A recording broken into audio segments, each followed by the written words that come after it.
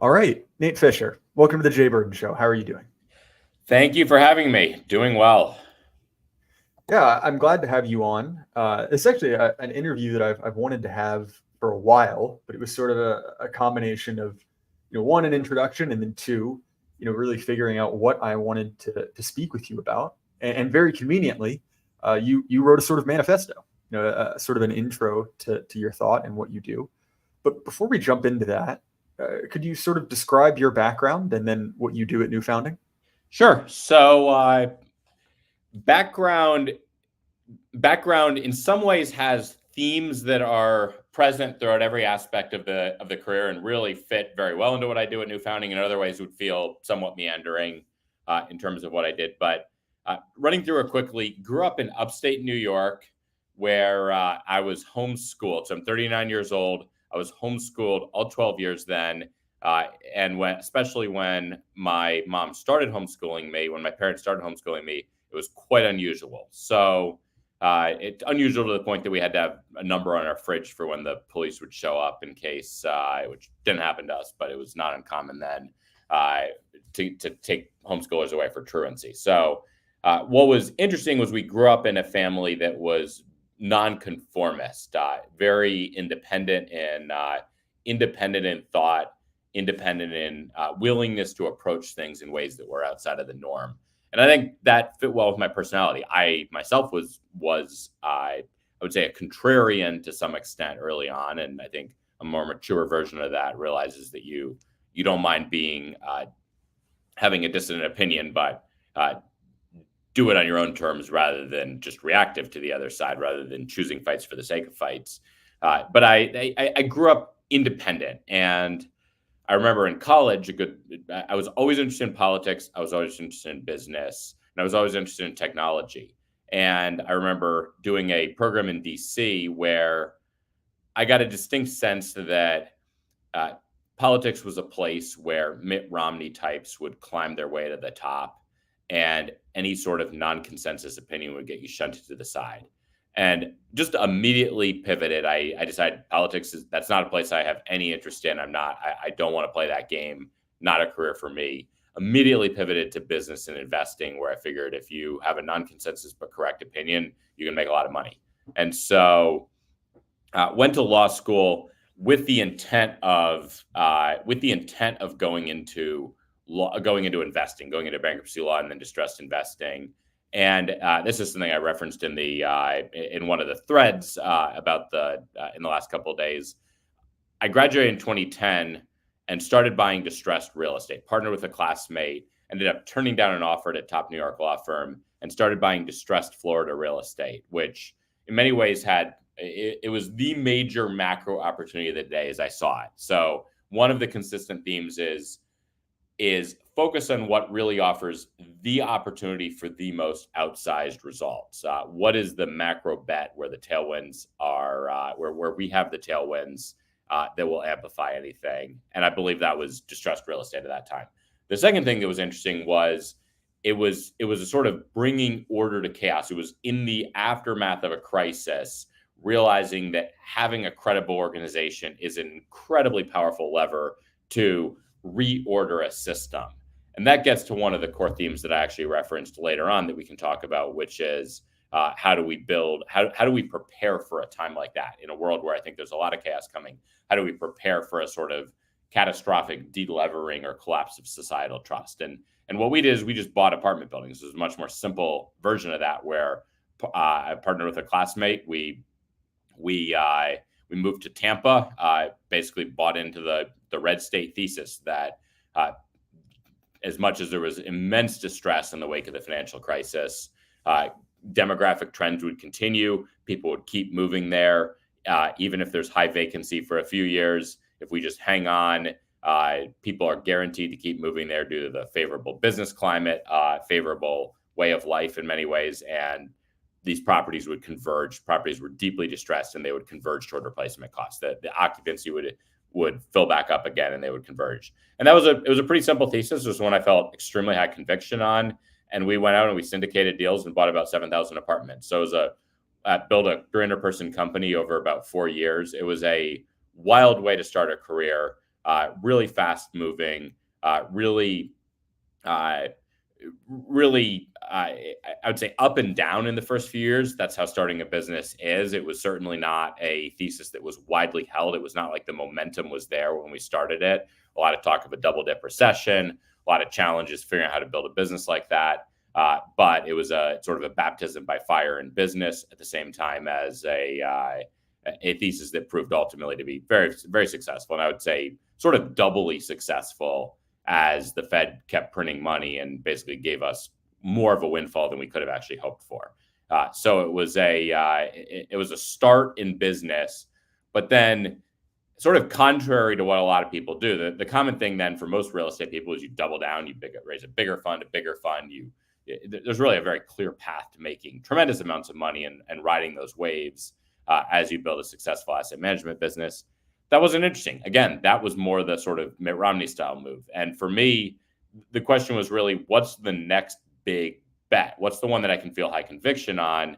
Not one where I just spend time essentially on the golf course raising money, syndicating real estate deals, raising funds, and really doing something that's much more of a very conventional path and a path that I actually had doubts about the value that it would create for society. So we're much more continued the business, but we're much more careful and circumspect, and started looking and spent a year traveling to 65 countries, aiming for a global perspective. Would generally hit people up, ask for interviews, ask for the opportunity to chat with them and ask them about opportunities and challenges.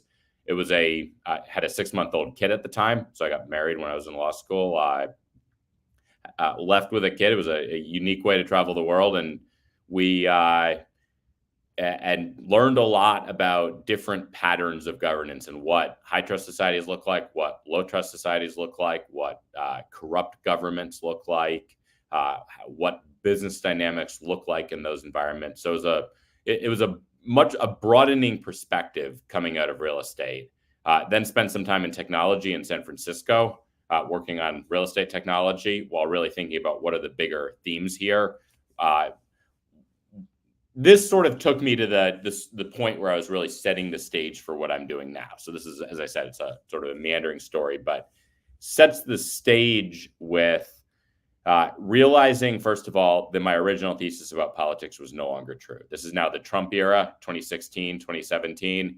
It's clear that it's no longer the Mitt Romney types who are controlling politics. In many ways now, Trump is the disruptive force, the non-consensus view, shutting those people to the side. So politics was now interesting. Politics was increasing in importance and pervasive across Silicon Valley. I realized everything is political, and the pretense that things are not political is disappearing. It was also clear that technology was a driving force reshaping the world. You had things like Facebook with its mission to make the world a more open and connected place. That is not just we want to sell more widgets sort of mission. That is a mission that is inherently political. You had WeWork with a very sort of political vision for how we would all work together and live together in this new dispensation. And it was clear that these people are shaping the world. They are in many ways building the governance platforms that are going to determine the shape of a world that's transformed in the digital age. And our side was absent there. Our people were not well represented in those. Our vision was not represented much at all. Conservatives still had a very conservative mindset about technology. Something needed to be done. And there was an opportunity. There were a lot of people who were not they were not having things built that would appeal to their vision of the world. And that led over the next few years to developing this thesis really at the intersection of political disruption, technology, and business and venture. And during that time, toward the end of that 2018, I moved to Dallas. San Francisco was never going to be a long-term place. It was always spent a few years here. I had my third kid coming. I now have 5 kids in Dallas, and I saw Dallas as a place to go long on, a place that was a great place to build a business, build a family, go long politically. Really, that thesis has developed to the point that I think it's the natural capital of Red America, or certainly the natural financial capital. It should be the hub all non-ESG finance. So bet on Dallas at that point, and really came over the next year, developed the thesis through 2019 and 2020 that became New Founding, and launched New Founding in early 2021. So pretty long background there, but runs through a lot of the themes that led me to where I am.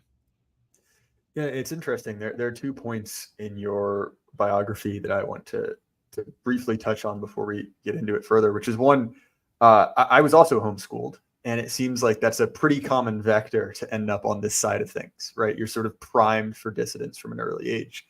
And I actually had a very similar experience.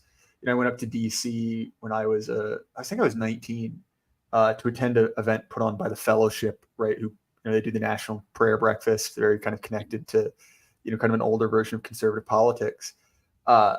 And it's funny because, your take on the kind of people that get into politics is almost word for word exactly what I was thinking. I was just like, it's a very different type of person, and not the kind of person I wanted to, associate with myself with.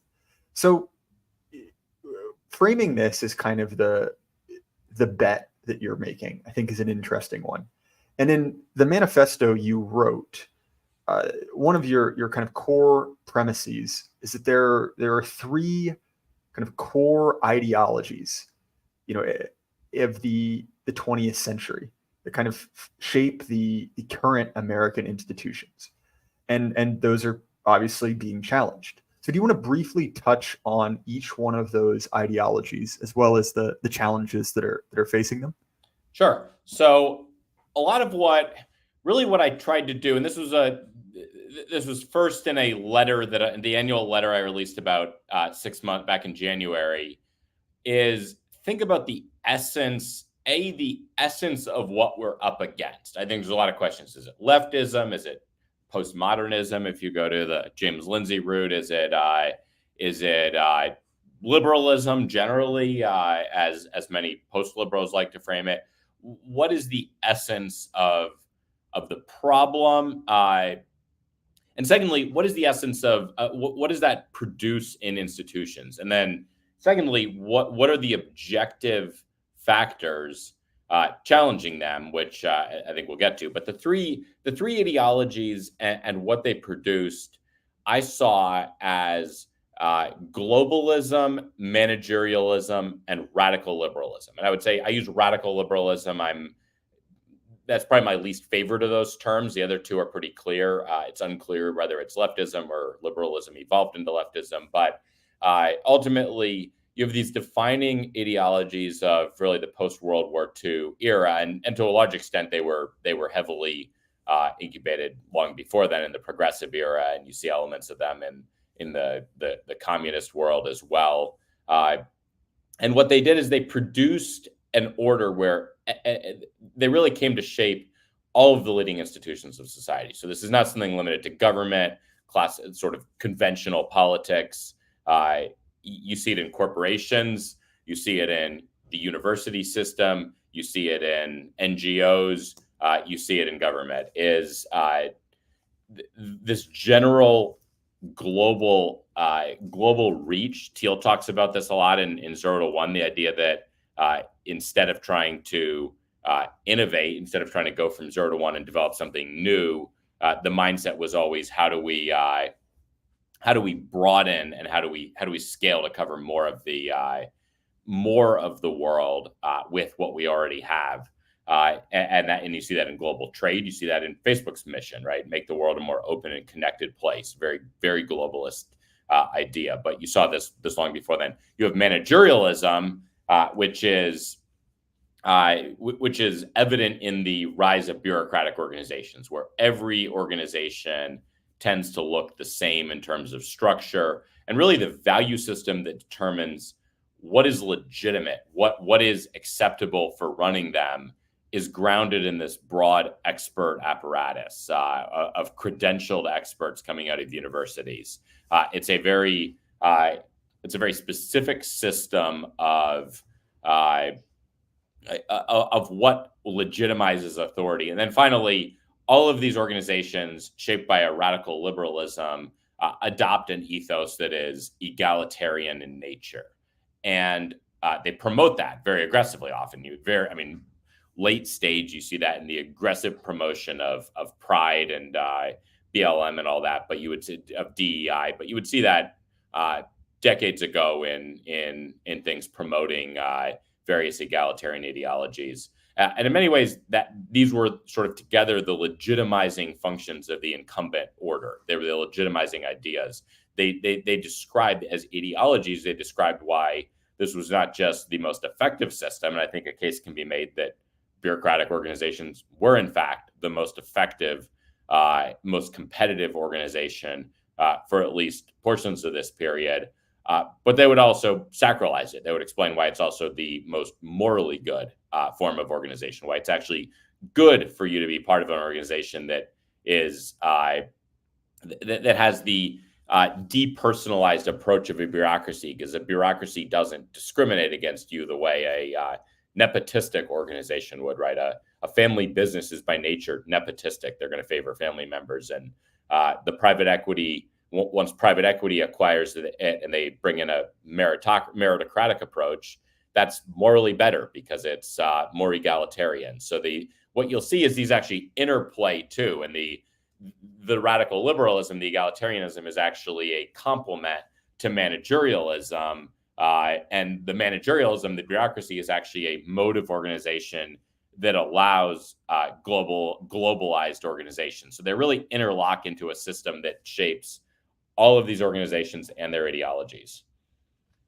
So how does technology represent a challenge to the existing order? So there's sort of the immediate effects of technology, and then there's some knock-on effects of digital transformation. And I think the immediate one I would say is, and I've written about this specifically, is the rise of AI, particularly, is digital technology generally, and especially AI, is deeply discrediting. It undermines the signals of credibility in the legacy order. So the legacy order, as I said, is managerial. It's deeply driven by certain signals of credibility. The coordination of the messaging and the promotion of these ideologies largely comes from a centralized media apparatus that's dominated by television. And we're in a world where the signals of credibility are really image and word. What looks good on television and what sounds good, what sounds smooth, what sounds polished and professional are really the dominant signals of whether you could trust someone. And you see this in, I think the famous example in presidential elections was JFK won the debate among people who watched on television. Nixon won among people who listened on the radio. In the emergence of the televisual age, looking good on television was a sign that you were a credible person worthy of leadership.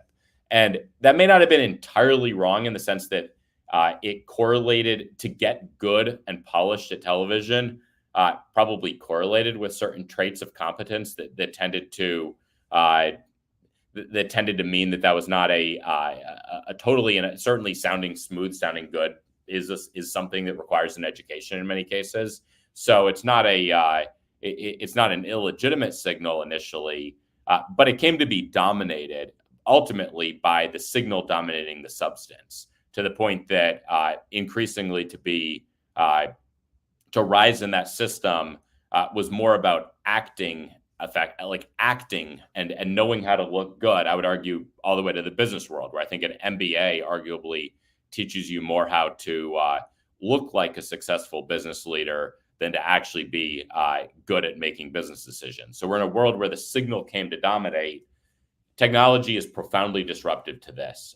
You see this with Instagram filters, where the cost of a sort of TV quality image dropped, and essentially more and more people could look good. And increasingly, you're seeing this in a world where we're inundated with images to the point that they're losing their signal value. People no longer really care about image. As one example, I think very soon AI will allow anyone to give a speech and transform it so they look as charismatic as Obama at the 2004 convention. So giving a charismatic speech will no longer mean anything to people. They'll just discount the signal. Likewise, the rise of deepfakes means that people will learn to distrust everything they see. So image, again, will just be discarded as a meaningful signal. That is a catastrophic blow to a world where so much of the incumbent credibility system is built on looking good.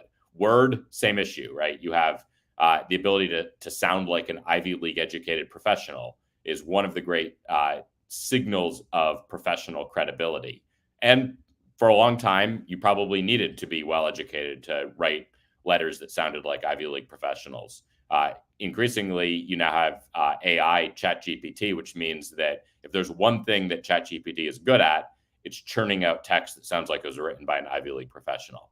So the ability to sound good, to sound professional, will no longer mean anything, and people again start to discard those signals. So I think you'll see a world where the regnant symbols you'll see a vast inflation of such signals to the point that their value will decline, and people will no longer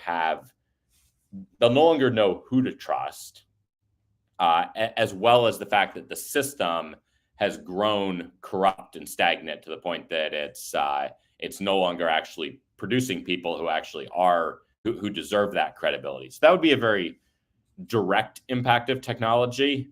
I would say three associated three sort of broader ones are growing global disruption. And I think this is a correlation of sort of networks' ability to propagate disruption around the world. So you're seeing growing disruption of all sorts, driven probably just by the fact that digital transformation is broadly changing power structures. The Sovereign Individual has some very interesting theses about the nature of technology and the returns to violence in a world of knowledge workers. Knowledge workers are mobile, and so it's much harder for governments to collect rents, extract rents from them. So there's less of a return to controlling a territory, which is going to be costly to certain models of governance and their ability to support large bureaucratic organizations. So you'll see growing global disruption as disruptions around the world rise and start to impose particular risks on globalized organizations. You're seeing growing bureaucratic stagnation. I would say this is less a direct result of technology than the fact that these organizations are growing stagnant for other reasons, including their embrace of DEI type ideologies. But technology is creating more competitive alternatives that is exposing them and really allowing them to be challenged. And then finally, you're just seeing widespread cultural and political alienation. And again, I think that's a product of both the sort of late stage versions of this radical liberalism as they get into just radical promotion of sexual degeneracy, of extreme sort of racial cult type messages, combined with the fact that there's no longer a media monopoly on messaging. So dissident voices can now find audiences, grow audiences, and spread outside their control. And that combination leads to widespread alienation. So in a sense, all three of these factors, the global disruption, the bureaucratic stagnation, and the cultural and political alienation, are challenging the three pillars of the incumbent order in a way that will lead to, I think, often disintegration of these organizations, collapse, discrediting of them. Even where they survive, they're going to lose their credibility. In many cases, like universities, they're effectively businesses that trade on selling credibility, selling a credential. So as they lose their credibility, it can be catastrophic to their business model. So it's a widespread disruption driven by a number of factors. So in your piece, you write that religion will rise as a crucial coordinating mechanism and the successor to the purported neutrality of liberal systems. So you go on to describe that in addition to kind of the traditional organized religions, two prominent secular ideologies are functioning as de facto religions. Do you want to go into that and then present your alternative as well? Sure. So the point about the decline of neutrality is an interesting one. I think conservatives for a long time, legacy conservatives, really embraced this idea of neutrality, the marketplace of ideas, the idea that we're in a constant. The epitome of conservatism is supporting the First Amendment and the protection of a neutral public square. And in many ways, in an example of the wokes being recognizing changes, being more right than the mainstream, the election of Donald Trump, particularly, which was driven by there's no such thing as neutrality, but they were driven by algorithms that were not consciously values laden politically. You had essentially what you had is you had social media sites that gave people what they wanted to see. They liked conservative content contra the mainstream media monopoly, so they showed them conservative content, and that conservative content supported something that turned out to be a message that was antithetical to what the wokes wanted. And so you see algorithms that are at least purportedly neutral. They're really just favoring engagement, which is not a neutral outcome, but it's one that fits what engineers think about rather than a consciously political one. Contributed to the election of Trump, which was a sort of a shock to the system. It also contributed to Brexit and some of these other populist movements. Incidentally, they didn't have a problem when these algorithms were contributing to the Arab Spring, and they thought they were ushering in democracy around the world. So they were happy with neutrality. They were happy with sort of openness and neutrality when they thought that was going to lead to greater liberalism and democracy.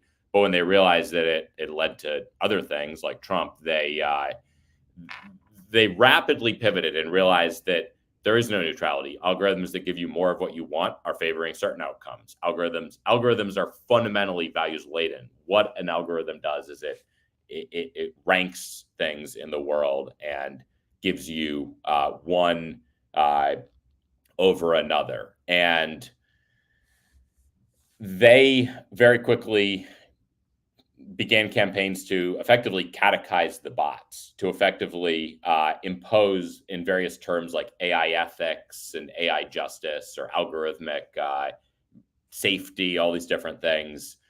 Effectively, a woke value system, which effectively is a religion, functions as a religion in many ways. Going back to my earlier point, wokeness in many ways includes a set of values that sacralize, or radical liberalism, that sacralize a lot of the practices of the managerial system. So you can think of this extension of those values to the algorithmic world, to the digital domain, as an attempt to take values that are dominant values of the managerial order and impose them on algorithms, so that the algorithms that are going to increasingly govern the world are reflecting the same religion, effectively, the same set of values and practices. I mentioned transhumanism, so that's wokeism as the first of those. Transhumanism is the second one. I would say transhumanism is ultimately an embrace of technological progress, period. And I use the word progress there sort of unreflectively. I would say they don't really, they think of generally as technology as a good thing, and assume that will lead to progress in a sense. So it remains a very materialistic worldview. There's a lot of different permutations of it, but you could think of that as ultimately coming down in its sort of ultimate form to something like worship of the machine, like a preference for the machine over the human. Now, and again, that will vie for influence. That's obviously a very native religion in some sense to the digital age, although, as I mentioned, it is not that different than the Tower of Babel, where, again, people are trying to celebrate great human achievement as getting them to God. So the idea of their influence here in place of neutrality is an idea that James Poulos, who was involved in Return in the early project there, talks about, that the real battle is going to be who catechizes the bots. And both of those are contenders to catechize the bots in the digital age. And then finally, the real alternative, the true alternative, is Christianity, where in a world where conservatives are no longer wedded to the idea of neutrality as their ultimate aim for the public square, the natural fallback is recognizing that we should favor truth over falsehood.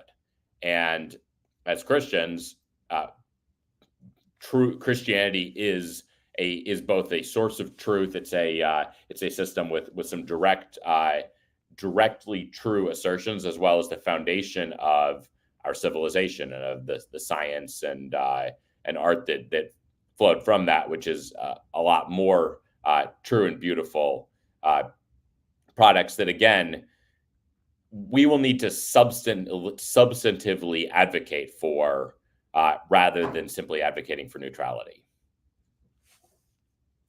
So, in addition to that, you speak about sort of a generalized political realignment, a return to real politics, which is something I've talked about, at great length on this show. The idea that this kind of phony post-war consensus, where politics is kind of limited to the specific policies of a technocratic regime, is going by the wayside. It's no longer how things are going to work. And I don't want to belabor the diagnoses. They're good. You should read them. I've included the link to this article in the description.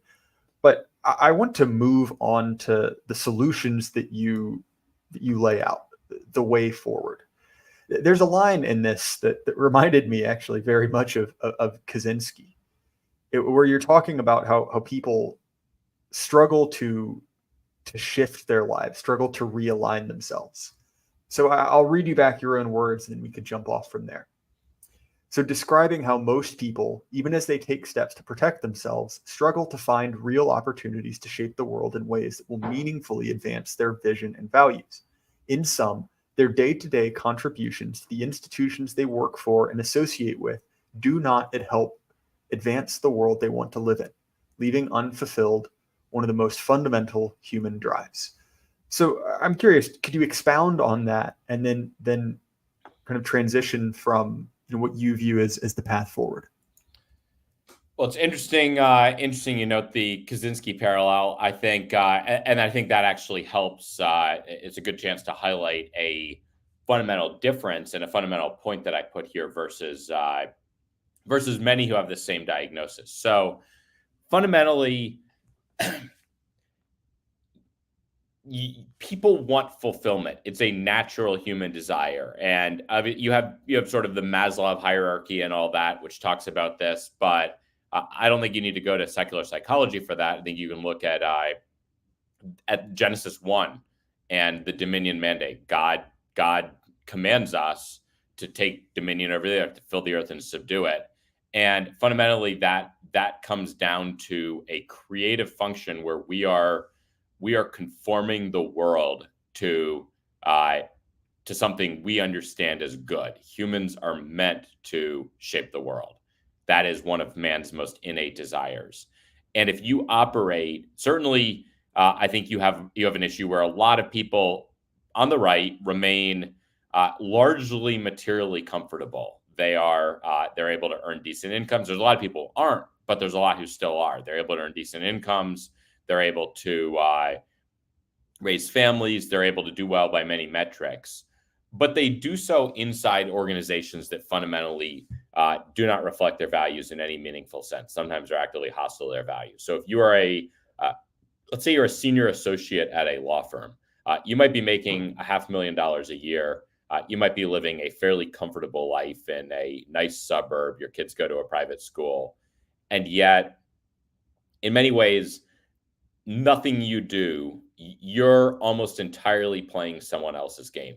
Nothing you do is meaningfully reshaping the world in a way that reflects your vision of it. Your kid's school, it's such a competitive process that you really are you get your kid into the best school you can, and then sort of everything you can to stay happy, to keep that school happy with you, to keep your kids there. You're certainly not exerting influence to reshape the school. Your law firm is not in an area where you have any agency at all. You're working for service providers in a space where even the partners don't have an ability to meaningfully influence things. It's a very, very low agency way to live life. Really a profoundly dissatisfying one for many people. And fundamentally, that is not what humans want. So, and that's something that I think Kaczynski recognized very accurately. Our world, you are in a vast, really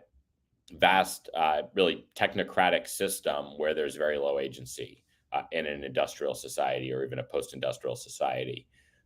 My view fundamentally is the solution to that is we need to bring people together. Organically, people are starting to recognize that unfriendly organizations are a threat to their way of life.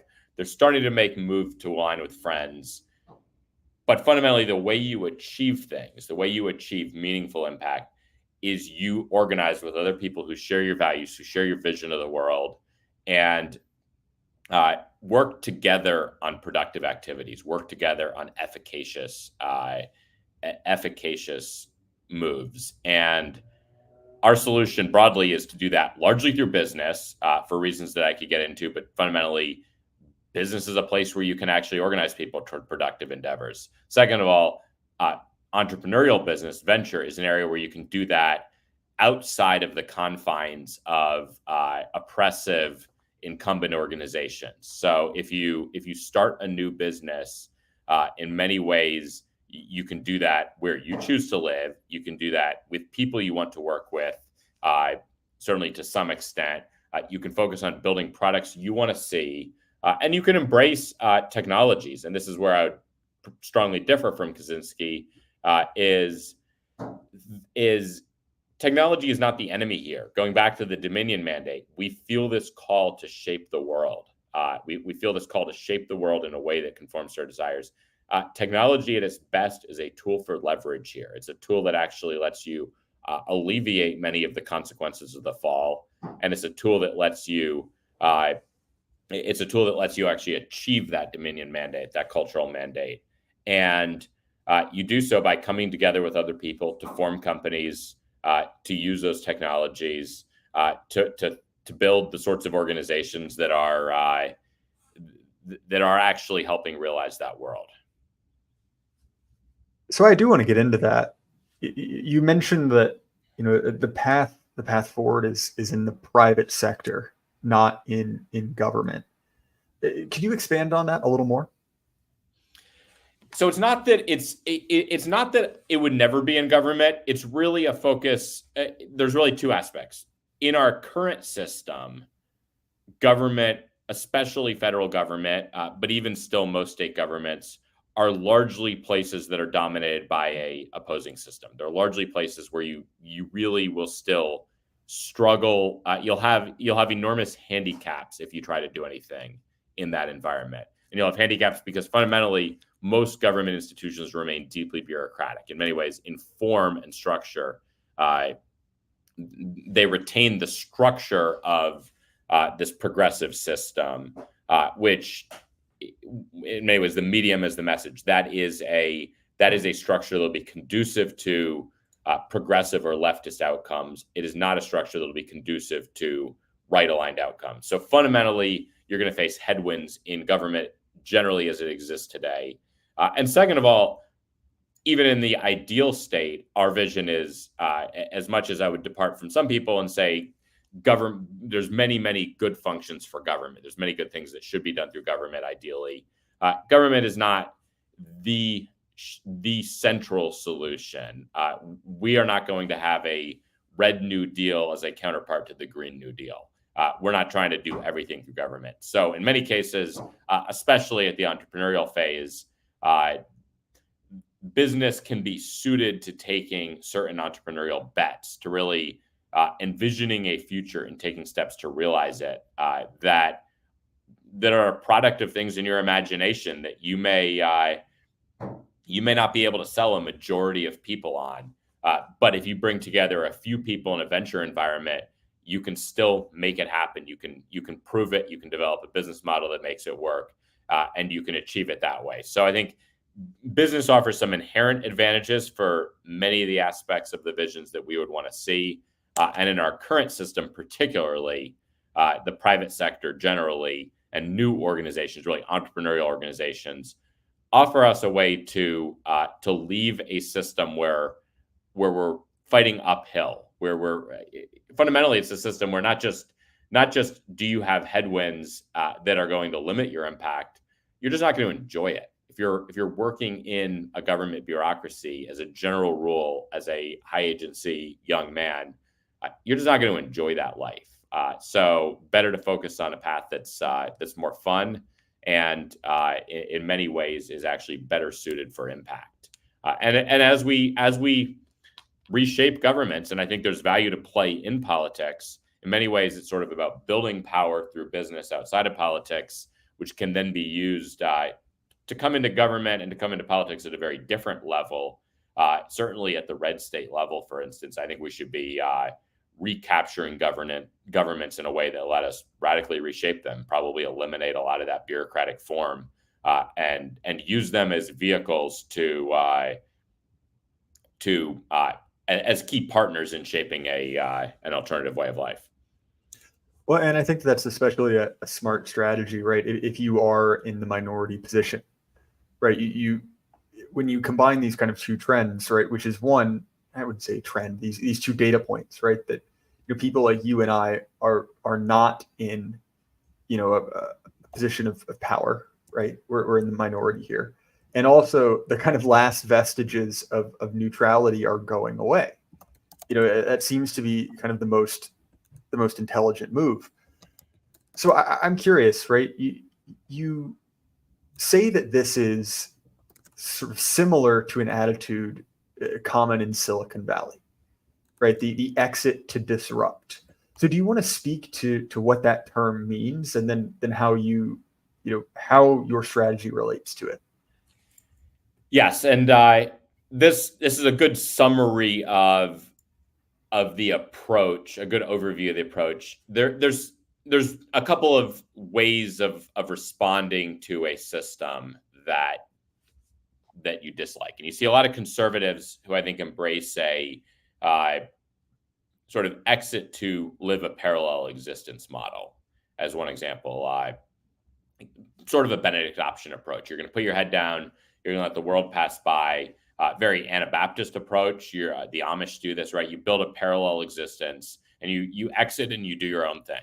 And that is one way to deal with a system that is corrupted. Obviously, another one is you try to influence that system, where you remain active in the system. You try to rise in these organizations. A lot of this was associated with how Tim Keller encouraged people to be active in the city, active in elite organizations. I think one criticism would be often many people end up either conforming to or at least accepting the values of those organizations and don't do much in the way of actually influencing them. But a third option here is exit to disrupt, where you leave the organization, you leave these institutions, not to just put your head down and live a parallel existence, but to build something new and designed to ultimately replace them, to ultimately disrupt them.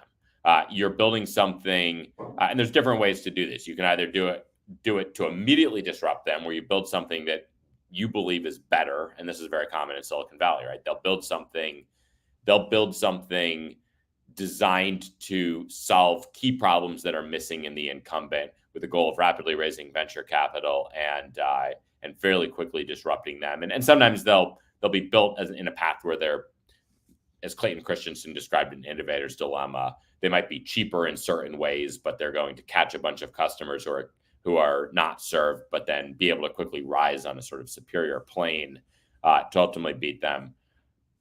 And I think that's a worthy aspiration when we see an advantage that is missed. And one thing to think about is, I think a key trait of the new right is we realize we don't just have different values than the left. This goes to my framing of the problem. Even it's not just we believe in the same premises that managerial bureaucracy is the most effective organization structure or whatever. We just prefer different things. We want different outcomes.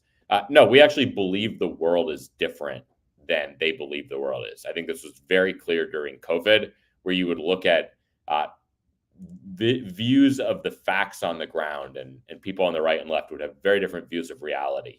If you have, and I think it's very clear in many other domains as well, increasingly anthropology, all sorts of things. If you believe that you have a different view of the world, if you believe that you are right and most people are wrong, there should be entrepreneurial opportunities that spring from that. There should be the opportunity to take a bet, a concentrated bet on something that you believe will allow you to produce a superior product. And really, that's the kind of thing that our venture fund in particular is looking for. If we can, through our distinct perspective, perhaps through our ability to reach communities who would be natural early adopters of these, build superior products and superior technologies, we may be able to rapidly capture certain domains from the left in a way that would be far more efficient and far more fun than trying to rise and retake their organizations, which is often impossible. I would say there's a second way of doing this, which is recognizing that there's going to be very widespread turmoil from the collapse of this sort of broad managerial liberal order. And as these organizations collapse, and this would parallel more of the Benedict option type of moves, but it would be done very consciously and strategically, is build things that we know are anti-fragile to that destruction, that are designed to survive and remain strong through turmoil, and then be poised to expand and essentially recapture cultural territory, economic territory, after these broader organizations lose their credibility. So a little bit analogous to the real estate play, where you essentially remain solvent, you remain credible, even if you're doing so at a relatively small scale. You see the system collapse, just like the financial crisis in 2008, and you're now there, ready with the skills needed to start pitching replacement to that system, to start raising the money to buy the alternatives would be the financial version of this, but to start offering credible alternatives to universities is one example as they lose credibility. To start offering to offer communities and networks that can be trustworthy places to make your way around the world in a world where people have lost confidence in the centralized institutions that provided that guidance. So you can think of exit and disrupt as a sort of very immediate attempt to build something better and disrupt, or you can think of it as a exit and prepare for the collapse, prepare to weather and survive the collapse, and rise in the disruption. So what things are you specifically doing at New Founding, right? Where are you putting your money? Where are you putting your time? So a few of these. One is organizing the network. Very centrally, what we're doing is build around a network of motivated, capable people. A very entrepreneurial network, a lot of investors, people who are drawn to this vision, people who see the opportunities that we see. And a lot of what we do is just bring them in and maintain that network. We're starting to really develop out more formalization. I'm very active on Twitter, very active. We have a podcast. Those are ways of establishing touch points with people who in a sense could be on a bench. They could be ready to do the right things when the right move comes around. And the talent network, we have a talent network where you can sign up and create a profile, and we just place someone with a prominent right-aligned organization in a very impactful role, one of the most exciting organizations out there. Place an engineer with them. So you have a profile there. We'll try to match people to opportunities. In terms of specific business things, broadly speaking, you could say we're looking to acquire culturally, economically, and politically meaningful resources to build and acquire those resources. So this could be institutions, those could be existing businesses, they could be other things. But two particular verticals. One is a venture fund where we invest in businesses that produce a right-aligned outcome. They're not necessarily, it's not about simply, is a business run by conservatives? Does it put out marketing materials that have some conservative sort of affinity messages? Really, the question is it doing something substantive that is actually making the world more the way we want it from a right-aligned perspective? Invested in a pro-life health insurance company. We invested in an ad network in the firearms space, which is where many of the Many of the companies are being boycotted, blacklisted by mainstream ad networks like Google. We invested in an AI company that helps prosecutors. We invested in something in the education space, focused on a disruptive model. Many alternatives where something about the business is actually going to align with the vision of the world that we want, often in a very distinctive way, where we are the natural investor in this, even as other investors might either be hostile to the idea or not see its value. We're doing something in real estate where we have a community in Tennessee. It's called the Highland Rim Project, and we're actually buying a large amount of land. We have a real estate fund. We're buying a large amount of land at a very, very low basis. It's a very low cost area east of Nashville and around a town, and orchestrating the move of dozens of people. At this point, there's already 3 employers and more than 30 people committed to move there. Josh Abatoy, one of my partners, has already moved there. And ultimately, the goal is build up a community where there's an aligned way of life. And many people are looking to move based not just on economic opportunity, not just on taxes or something, but really based on a place where they can have a holistic way of life that reflects their values. Our view is almost a venture approach to real estate, where we want to, with a sufficient concentration of aligned people in a community and in an area where we'll have an aligned local government, we can actually innovate at the scale of local institutions. People can found institutions. If they want to see something, there's now a sufficient concentration of other people who likely would also be interested in it, that they could get something off the ground there without too many burdens too. You're not in a big city where the cost structure is high.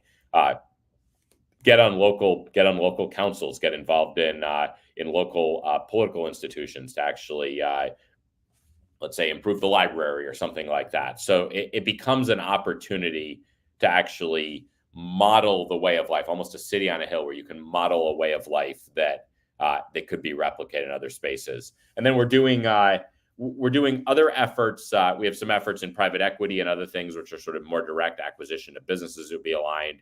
And then finally, we're working on formation programs. This is a very new area, but really the question is, how do we shape people? How do we fill gaps that education largely failed to fill, universities largely failed to fill, and actually form the sorts of traits and virtues that fit the vision of society that we have? And that's something I'm very excited about, because there's only so much you can do with sort of people who are 100% fully red-pilled and aligned on everything. But there's a lot more people who see problems. They see problems. They know things are wrong. They know directionally that we're offering something more appealing, and they're really hungry for direction. And formation offers a way to really build them into the sort of people who can be leading entrepreneurs, leading drivers of this new system. So wide range of things, but the consistent theme across the board is both build the network, strengthen the network, form the people in the network, and then launch initiatives that build on that network and either draw on it to give them leverage to succeed, or contribute back to the network, or often both, where they're actually feeding into the network as well as drawing on it to really accelerate their success at their individual business. So what is the vision? What is sort of the ideal end state for this project? So that is it's broad and multifaceted, and in many ways it's something that remains to be developed to an extent. We sum it up as to advance the American way of life. To advance our way of life is holistic. It covers a wide range of things, but ultimately there's a number of virtues that we can look at. So I would say there's distinctly American virtues, and I think there's a reason that those are likely to remain relevant in the digital age. I think Americans are particularly adept at dealing with technology. Americans are particularly adept at dealing with change. There's virtues that may be they may be particularly American. They may work particularly well in American context. That certainly are blessings for us as we face an environment like this, as we face change. And we should preserve those, and we should build on those. We should embrace them. I would say this is possibly a distinction from a lot of post-liberals who are very skeptical about the entire American project. They don't like the level of individualism. They don't really like technology.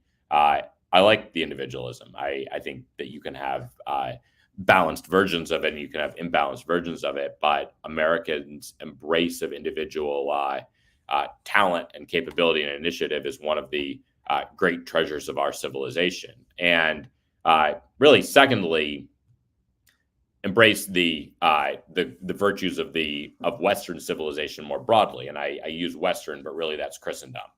It's a civilization deeply shaped by our Christian heritage, by Christianity. And so Christianity is a central portion of this. I think ultimately the vision is going to appeal to a wide range of people, some of whom will be believers, some of whom will not be. But ultimately, there's going to be going back to my early point, there will be a civic ethos, there will be a accepted foundation of truth in this age, in any society, and that should be Christian. That must be Christian. And so, really go back to that foundation of both ultimate answers, but also ones that are deeply grounded in our heritage coming out of Christendom.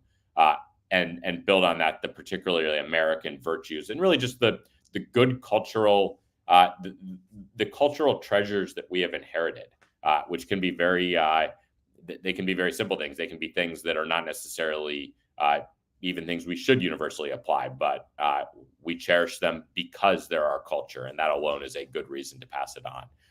But in particular, I think we have some that are well suited for a level of leadership in the digital age. And that kind of gets to the ultimate vision. And then I guess there's a few other points I would note is responding to the disruptive challenges I named earlier to the incumbent order. So the disruptive challenges are growing global disruption, bureaucratic stagnation, and cultural and political alienation. The responses that should shape our vision, our institutions, cannot simply be a sort of right-wing or conservative slogans painted on organizations that otherwise look the same. We need a distinctly different vision for the shape of our institutions. One I would say is local, household, local, regional, communal self-determination as the opposite of globalism. So in a world where you're seeing global disruptions, where unwinding of the yen where interest rates in Japan can send shocks through the world financial system, the more you have self-determination at the local level, it's sort of a fractal localism. You're not going to be able to do everything at your household level, but what you can do at your household makes you more robust. It's a good bias to have whenever possible, is do something at the household level. At the local level, can you do it locally? Can you procure this locally? Can you have a community? Maybe it's a somewhat distributed community. Maybe it's your church denomination, but can you source things within that community rather than relying on distant and anonymous third parties who may be misaligned with you? Can you source it in your region? For a lot of industrial, it may not be something that can be done purely locally or even purely nationally, but can it be in your broader region? Can it be in the Americas? Whenever possible, bias toward more local self-determination. I think that vision creates a world that's both more robust and a world where it's actually conducive to the development of more stable, more continuity, more stable local cultures. And then in response to the managerial globalism or the managerialism, I think the solution heavily depends on skin in the game. Really, managerialism is a system of checks from on high, systems that control you, that prevent you from making mistakes. Skin in the game allows you as the human to make judgment, and ultimately you bear the consequences. And that really incentivizes you to take good care, not to mess up. And it also means that those who survive, those who end up in leadership roles, are those who have a good track record of avoiding particularly avoiding catastrophic mistakes, which is one of the best checks. And then secondly, new frontiers is another one. The more we are continuing to push, which again fits with this very American idea, the more we're pushing innovation, pushing that Dominion mandate, the more we're out of a stagnant bureaucratic environment and an environment that rewards human initiative. Finally, going back to the last one, the cultural and political alienation, I already touched on that, which is really doubling down on our heritage and our and Christian virtues is the antidote to an ideology of radical liberalism. So where does this sum up in terms of the ultimate vision? I think the ultimate vision is build organizations that have these traits, but more than that, recognize that as Americans, we are uniquely positioned to lead in the digital age. Americans have the traits to succeed in a digital environment in a world of the internet, which is a very American medium. We, for better or ill, Americans will shape that world heavily. We should shape it. We should shape it the way we want it to go. Second of all, this will be the future of our civilization. As Christians, the West, Christendom, is defined by that Christian heritage. And either it's going to move away from that Christian heritage, in which case I would say it ceases to be the same civilization. It may converge with China. It may converge with other things. It may succumb to Islam. It may go any number of directions, but it'll cease to be Christendom at that point, to the extent that a segment of our civilization in the digital age remains Western civilization. We are poised as Americans and as Christians to play a leading role in shaping that. So that vision is ultimately stepping up to a call to shape and steward our heritage. So Nate, if people want to find more of your work or maybe look into those businesses we discussed earlier, what would be a good way for them to do that? So I'm very active on Twitter or on X. So you can follow me at Nate A. Fischer, and I'll continue to be active about really sharing with the audience there, sharing with the following what we're doing and ways to get involved. You can go to our website, newfounding.com, and on the website, you can find information about the venture fund. You can find information about the real estate project.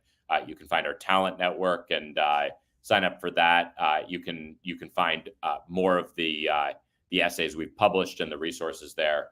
So all of these are ways to delve into whatever may be most interesting to you. Well, great. Those will all be linked in the descriptions. I highly recommend you check out all of them. Nate, I really enjoyed this conversation. Thank you for coming on. I've been looking forward to it for a while, and I was not disappointed. I enjoyed it. Thank you for having me. As far as my stuff, you guys can find the Jay Burden Show on Apple, Spotify, YouTube, anywhere you listen to podcasts. I also have a Substack, and an essay will be coming out on that Substack for the first time in several months, so that's exciting. If you want to support us, the best way to do so is to head over to Axios. JD does great work there. His programming is excellent. I use it constantly and highly recommend that. And again, Nate, thank you so much. Thank you. And everyone at home, remember, keep your head up. The light can't last forever. Good night.